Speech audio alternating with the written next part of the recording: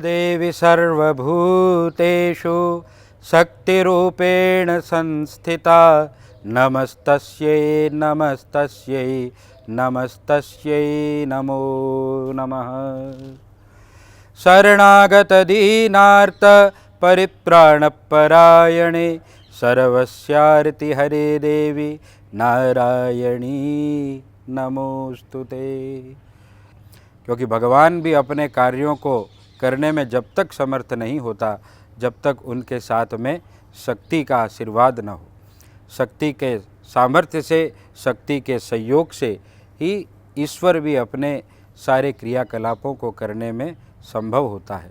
और उन्हीं के भिन्न भिन्न रूप, उन्हीं के भिन्न भिन्न स्वरूप हमें आशीर्वाद देने के लिए इस भूलोक के अंदर, मृत्युलोक के अंदर शक्ति रूप में, सती रूप में प्रकट होते रहते हैं। इसी प्रकार का इस पूरे विश्व के अंदर विख्यात श्री सती स्वरूपा श्री रानी भटियानी देवी और उनका यह दिव्य देवालय प्रांगण, मेरे परिवार का जुड़ाव इस जसोल धाम के जो अधिष्ठात्र परिवार है, रावल परिवार के साथ में कई पीढ़ियों से रहा। रावल जोरावर सिंह जी के समय से हमारे परदादाजी प्रपितामह पंडित जयनारायण जी जोशी, उनका संपर्क रहा और वे जोधपुर दरबार में भी राज ज्योतिषी थे।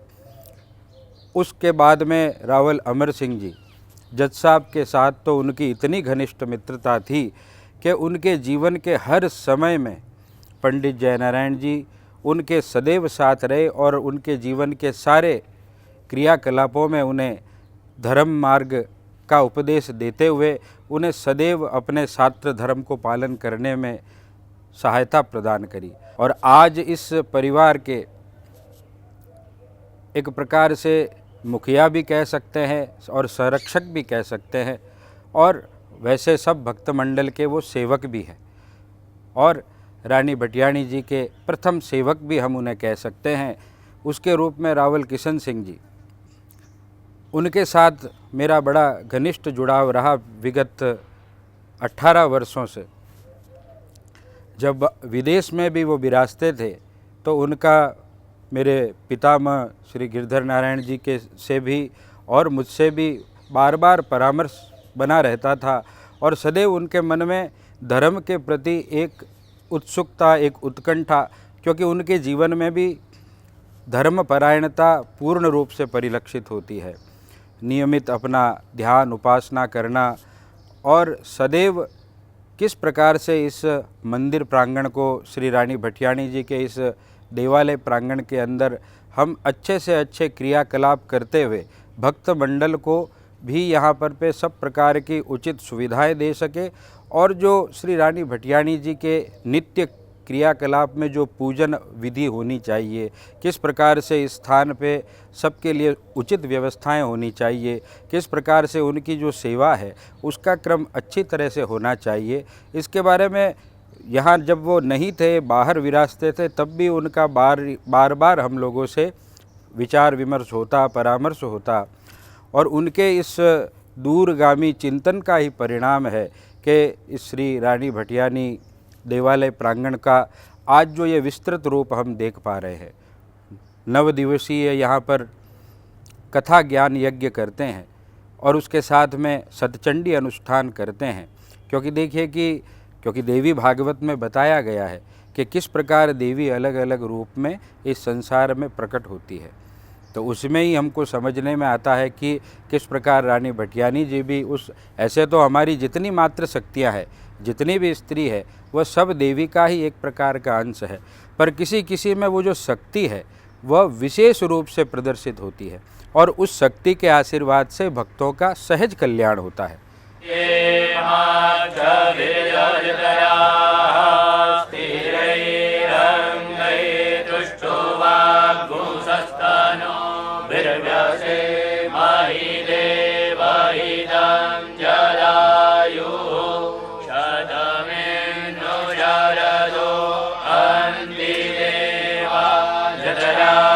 Jagara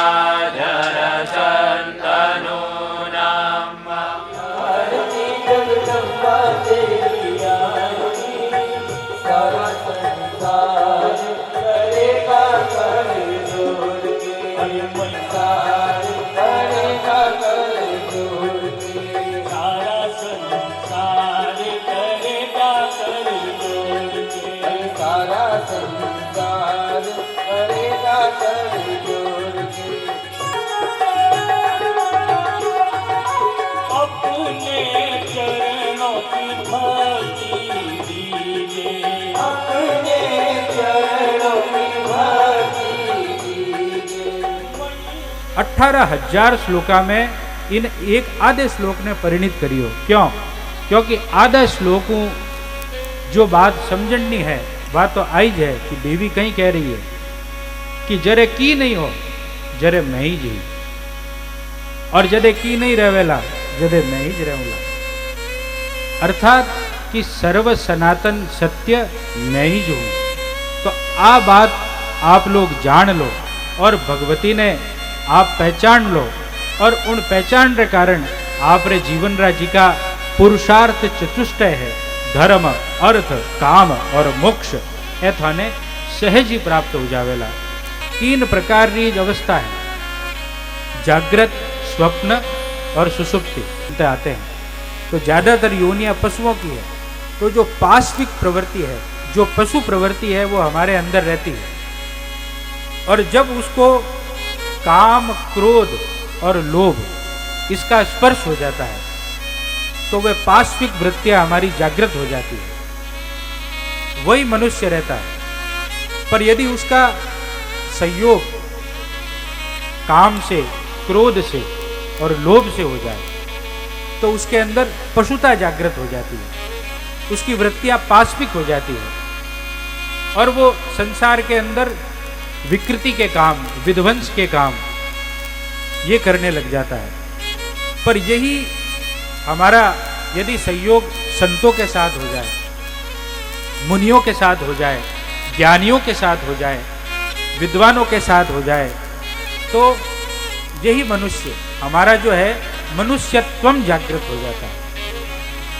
तो भगवान ने ये भी एक विशेष बात कही है कि हमारे अंदर जो है मनुष्यत्वम, मुमुक्षत्वम यानी कि मोक्ष की कामना, उत्कंठा, और मनुष्यत्वम यानी कि हमारी भाषा में जिन्हें कहे कि भाई मिनकपणो और जागृत होना चाहिए। उदयाद हरि ओम तत्पुरुषाय विद्महे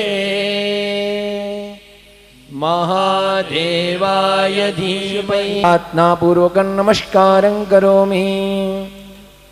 त्वमेव माता च पिता त्वमेव, त्वमेव बन्धुश्च सखा त्वमेव, त्वमेव विद्या द्रविणं त्वमेव, त्वमेव सर्वा मम देव देव।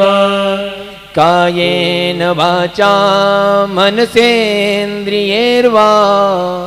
बुद्ध्यात्मना वा प्रकृति स्वभावा। लोक में वास सेवा गोवर्धन जी कर ले, और ब्रह्म लोक में वास सेवा गोवर्धन जी कर ले। आज महाराज तेरे माथे मुकुट विराज रहो। श्री गोवर्धन महाराज महाराज तेरे माथे मुकुट विराज रहो। ये शक्ति का मंदिर है। माता तो माता ही होती है, चाहे बटियानी हो, चामुंडा हो, जगदम्बा हो, दुर्गा हो, एक ही रूप है, नाम अलग है। हमारी आस्था देवी शक्ति में है। नारी शक्ति देवी यही विराजमान देवी है, फोटो वाली देवी नहीं है। नारी शक्ति ही देवी रूप है, और हमें संस्कार लाना है। लोगों ने विरोध करा था, विरोध तो हमेशा होता है, अच्छा काम का विरोध होगा, और लड़ना नहीं। माँ साथ में रहती है, संत साथ में। जो अच्छा काम करने जाता है उसका विरोध होता है, पर हमें डरना नहीं है, अच्छा काम करना है। तो ऐतिहासिक मंदिर बना है जसोल। आज ये भागवत हो रही है अनेक जगह पवित्र करने के लिए। ये तीर्थ का धाम है, शक्ति का धाम है। माँ की शक्ति, माँ बाप की सेवा भगवान की सेवा है। इस पूरे टेस्ट को धन्यवाद देना चाहता हूं। 10 साल के जो स्वर्ग बना देना है। एक और मैं नई बात कहना चाहता हूं कि भटियाणी का प्रसाद कहीं ले जा सकते हो, कोई दोष नहीं है। ये आप अखंड विद्या वाले लोग कहते हैं प्रसाद से दोष लगता है। लारसी है, चावल कच्चा भोग नहीं ले जावे, मेवा है, मिश्री कहीं ले जाओ, कभी भी माँ बुरा नहीं करती है। माँ तो माँ होती है, पूत कपूत होते पर माँ तो माँ होती है। कोई भी माँ है हमें उनको आशीर्वाद देती है। आप इन समय के साथ में जागृति लावें। मैं सदुआ देना चाहता हूँ पूरी ट्रस्ट को, इन्होंने काम संभाला है। और कुछ अज्ञान लोगों को द्वारा मन विकार के लोगों को, जो मानसिक रोगियों वालों को समझा करके दवाई कराओ और माँ का आशीर्वाद से फले फूले हो जाओगे। तो इन कथा में और संदेश है, जरे भी जीवन में भय वे, चिंता वे, व्याकुलता वे, कष्ट वे, तो इन भगवती रो स्मरण करो। इन भगवती रे स्मरण अपारा घोर संकट, क्योंकि जरे राम कृष्ण जेड़ा परमात्मा रा संकट भी भगवती ज टाळिया है, तो अपारा तो संकट भगवती सहज टाळ सके। और भगवान कृष्ण भगवती री उपासना में लाग जावे और भगवती रो निरंतर जाप पूजन यजन भगवान चालू कर दे और भगवती को प्रार्थना करे और भगवती प्रसन्न हुई और भगवती प्रसन्न होके उन्होंने साक्षात दर्शन दिए और भगवान को आशीर्वाद प्रदान किया और बताया कि ये एक माया प्रपंच आपके पूर्व जन्म के श्राप का परिणाम और एक ये ऐसी माया निर्मित हुई है कि 16 वर्ष तक आपके इस पुत्र से आपका वियोग रहेगा। 16 वर्ष के बाद पुनः आपको अपने पुत्र का सुख प्राप्त होगा।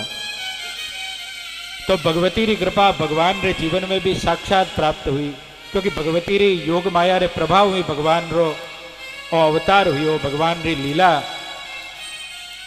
और भगवती रे आशीर्वाद हूँ और भगवती री प्राप्त शक्ति हूँ, भगवान आप री सारी लीला, क्योंकि भगवान री आत्मस्वरूपा शक्ति राधिका। हालांकि जो श्रीमद् भागवत है उनमें कीर्तन तो आप राधिका रो करा, पर श्रीमद् भागवत में कदे भी राधा रो नाम नहीं है, वटे गोपिका ही नाम है। पर क्योंकि राधा रे नाम रे बिना श्याम रो नाम आदो है, इन वास्ते उन्हीं लीला रो कीर्तन तो आपा बहुत करा, पर वास्तविकता में यदि पुराण शास्त्र रो आपा अध्ययन अनुशीलन करा, उनमें कदे राधा रो नाम नहीं लिखियोड़ो है। एक जगह ठीक है कोई योगी विद्वत जन जोड़ ने बता दे कि अटे एक राधा लिखियोड़ो है, पर यू सीधा शब्दा में नहीं है, केवल गोपिका रो ही वर्णन है।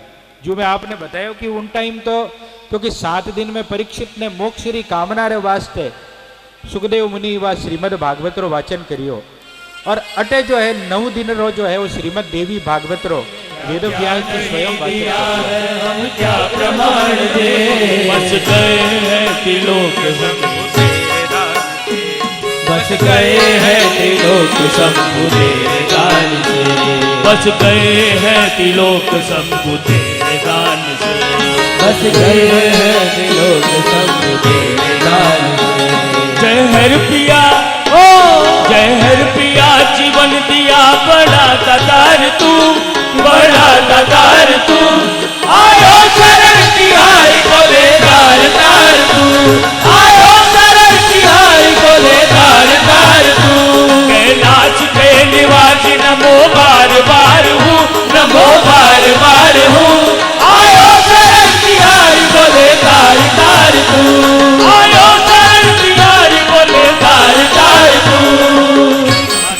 ब्रह्मांड में आनंद भयो गया, त्रिशूल बासवर पुत्राधारी की, त्रिशूल पुत्राधारी की, जय हो अम्बे मात की, जगदम्बे मात की, जय हो अम्बे मात की, अरे करेगा कर दो माँ, मैया तेरी आरती भगवान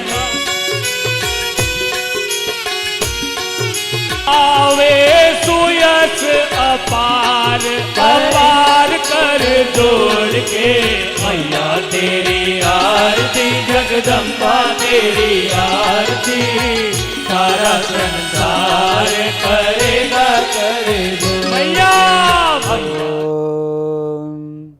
अरुण कमल संस्थां तद्रज पुंजवर्णां करकमलधृतेष्टा भीतियुगमाम्बुजा च मणिमुकुटविचित्रा लङ्कृता कल्पजालै सकलभुवनमाता संततं श्री श्रियै नमः। ओम आद्यायै नमः। ये जो दिव्य अनुष्ठान जसोल धाम में श्रीमद् देवी भागवत का, ऐसे तो श्रीमद् देवी भागवत से ही ये समझ में आता है कि इसका संबंध भगवती जगदम्बा आद्या परमेश्वरी अंबिका त्रिपुरेश्वरी जिस नाम से हम उसे पुकारें भगवती शक्ति से ही है। और ये जो जसोल धाम है यह भी अपने आप में एक प्रकार से श्री रानी भटियाणी के सतीत्व, तप और उनके प्रकट शक्ति स्वरूप के कारण एक प्रकार का शक्तिपीठ के अनुरूप ही भक्तों को आशीर्वाद प्रदान कर रहा है। और ये जो देवी भागवत है इसका 9 दिन पूर्वक जो भी भक्त श्रवण कर लेता है इसका भक्त बन जाता है और यहाँ पर सेवा अपनी देता है। यहाँ पर किसी भी प्रकार से अगर वो जुड़ता है, चाहे वह इस कथा का यजमान बने, इस कथा का श्रवण का लाभार्थी बने और इस कथा के अंदर अपनी यथायोग्य सेवा प्रदान करे, अर्थात भगवती से किसी रूप में जुड़े, और यहाँ तक लिखा है कि इस कथा को सुनने के लिए किसी और को प्रेरणा देवे कि भाई बहुत अच्छी कथा हो रही है, जाके सुनो, बैठो, उससे भी उसके जीवन के अंदर कल्याण होता है। ऐसी ये दिव्य कथा है। और कोई ऐसा संसार का किसी भी प्रकार के सांसारिक सुख की यदि हमें कामना है तो वह भी भगवती अपने आशीर्वाद से पूर्ण करती है। और जब ये जीवन नहीं रहेगा तो भगवती अपने चरणों में उस मणिद्वीप के अंदर हमें दिव्य स्थान प्रदान करती है। तो अर्थात संसार के सारे कर्मों को सिद्धि देने में, अर्थात यदि किसी को पुत्र की कामना है, किसी को धन की कामना है, किसी को विद्या की कामना है और किसी को मान यश, जिस प्रकार हमारे राजनीतिज्ञों को विजय की कामना है राजनीति में, किसी प्रकार से जो विद्यार्थी है उनको विद्या में सफलता की कामना है और किन्हीं को प्रतियोगी परीक्षाओं में अच्छे नंबरों से उत्तीर्ण होकर किसी भी प्रकार की सेवा में जाने की कामना है। अर्थात यम यम चिंतयते कामम तम तम प्राप्नोति निश्चितम। और वो भी कथा ऐसे दिव्य शक्तिपीठ स्वरूप जसोल धाम में। तो यानी कि एक प्रकार से जो हम सामान्य भाषा में कहते हैं कि सोने पे सुहागा, अर्थात देवी भागवत तो कहीं भी सुनी जाए उसका इतना दिव्य फल है, पर यदि ऐसे शक्तिपीठ के अंदर ऐसी कथा को अगर हम श्रवण कर लें और इसके साथ में अपना जुड़ाव कर लें, वो जुड़ाव कैसे भी हो सकता है। इस कथा के प्रति हम यजमान बन के अपना जुड़ाव कर सकते हैं या सेवा दे कर के जुड़ाव कर सकते हैं, श्रवण के द्वारा अपना जुड़ाव कर सकते हैं। अर्थात कथा में जो अपना भाग लेता है, अर्थात अपना भाग उस कथा के लिए समर्पित करता है, उसको भगवती अवश्य ही आशीर्वाद प्रदान करती है।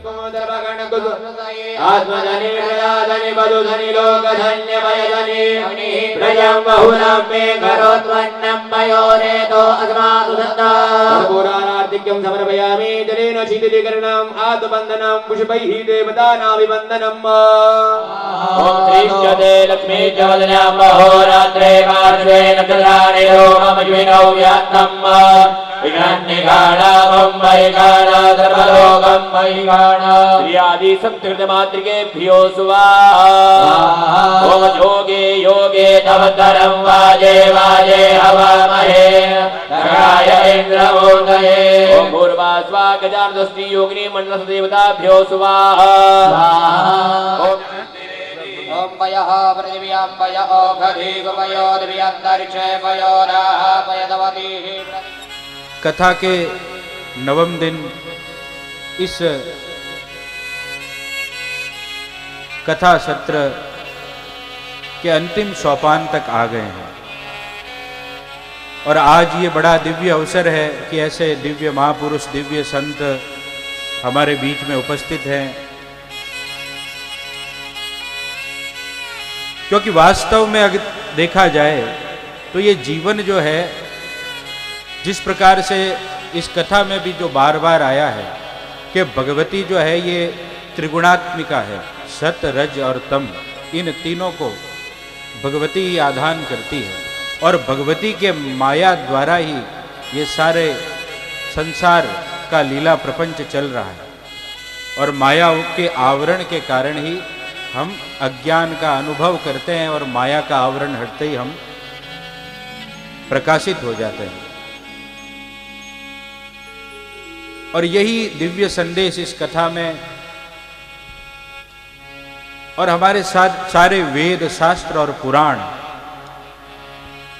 कि अपने जीवन के अंदर हम किस प्रकार से भगवती की भक्ति, प्रभु की भक्ति, उस दिव्यता को जो सारी करनी है, जो सारो फल है, वो तो उन भगवती रे हाथ में ही है, पर आपने आपारो कर्तव्य उद्यम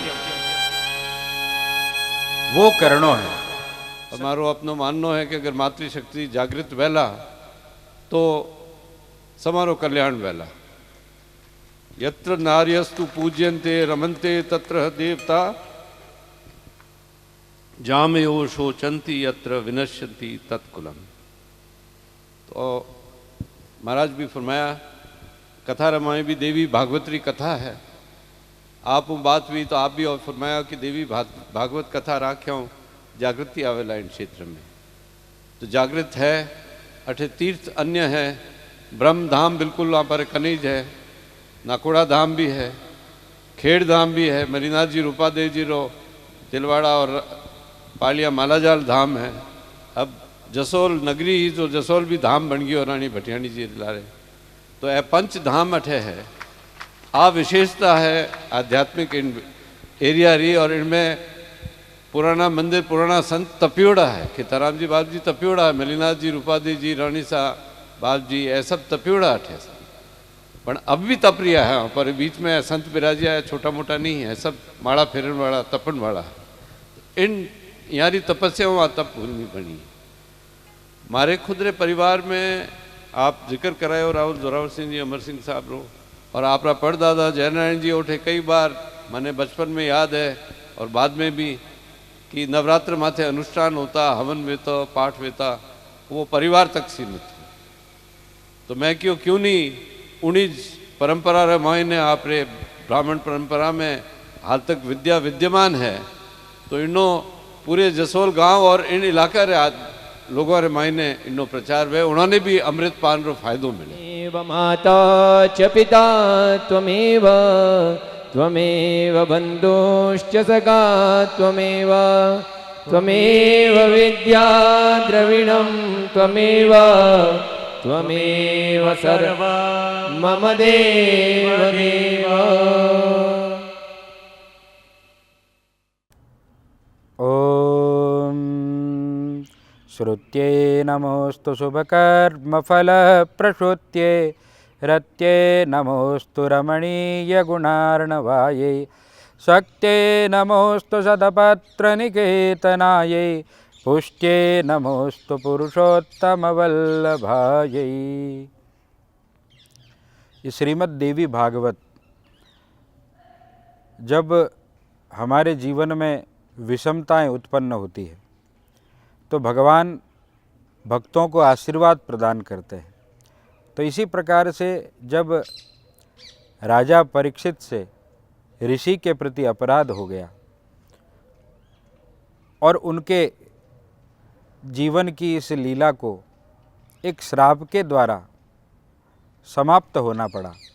तो देखिए, यदि किसी के श्राप से, किसी प्रकार के जानवर के द्वारा अथवा विष के प्रयोग से यदि हमारे देह का त्याग हो जाए, तो राजा परीक्षित के अपराध के कारण ऋषि पुत्र ने जब उन्हें श्राप दे दिया तो उनकी अधोगति हो गई।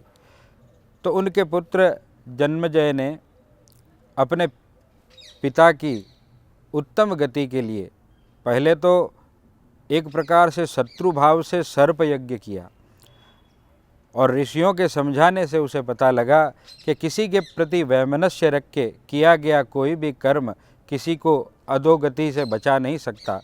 ऊर्ध्व गति के लिए तो सत्कर्म करना पड़ता है।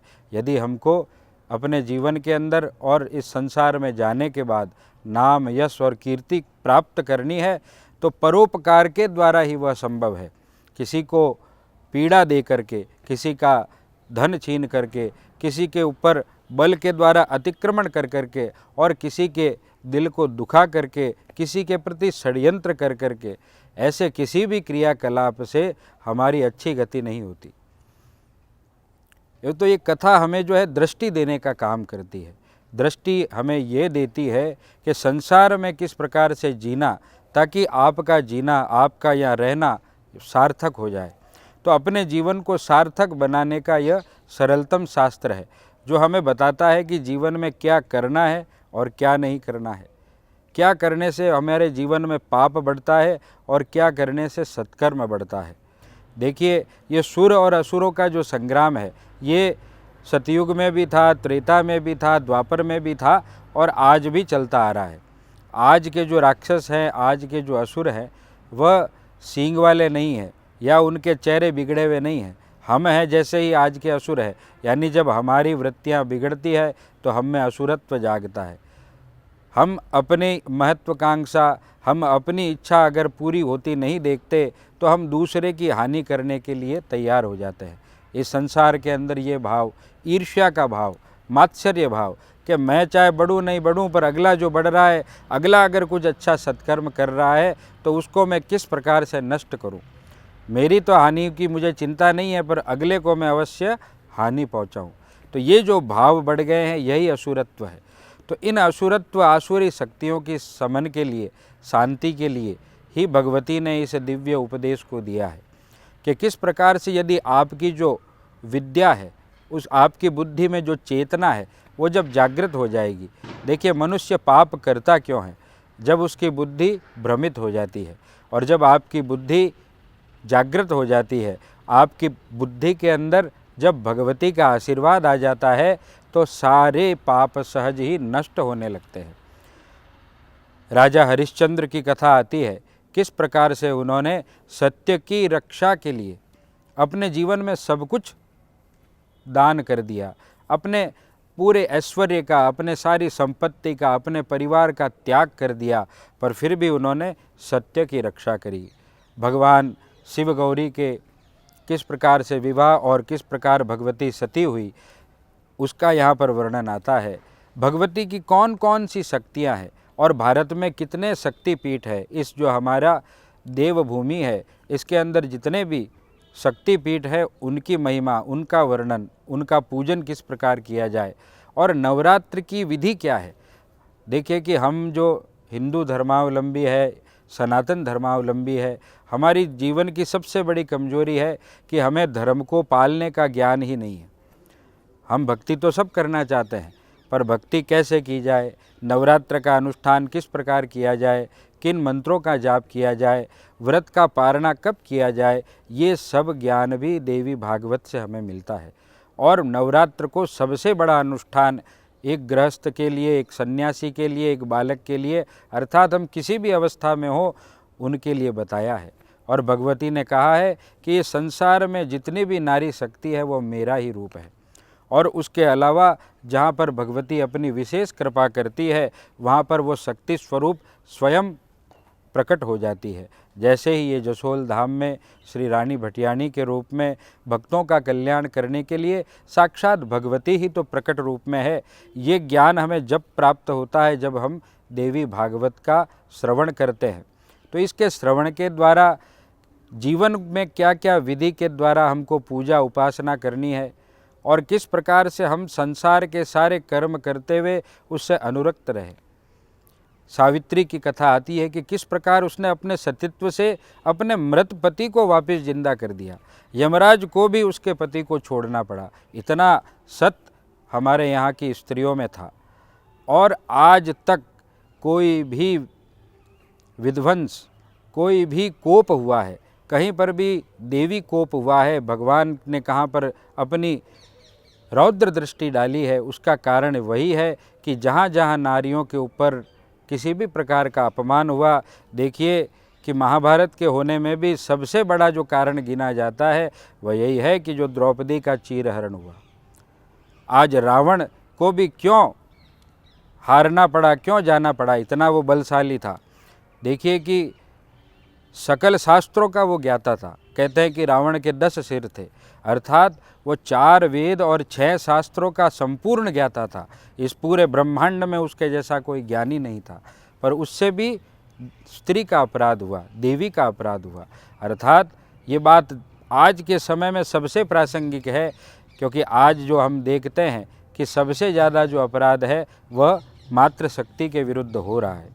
तो ये मान लीजिए कि जैसे ही उनके ऊपर हम अपराध करेंगे, निश्चित है कि देवी कोप होगा और पतन होगा, और किसी भी प्रकार की महामारी, किसी भी प्रकार के कष्ट, किसी भी प्रकार की प्राकृतिक आपदा आने के पीछे भी एक बड़ा कारण यही है।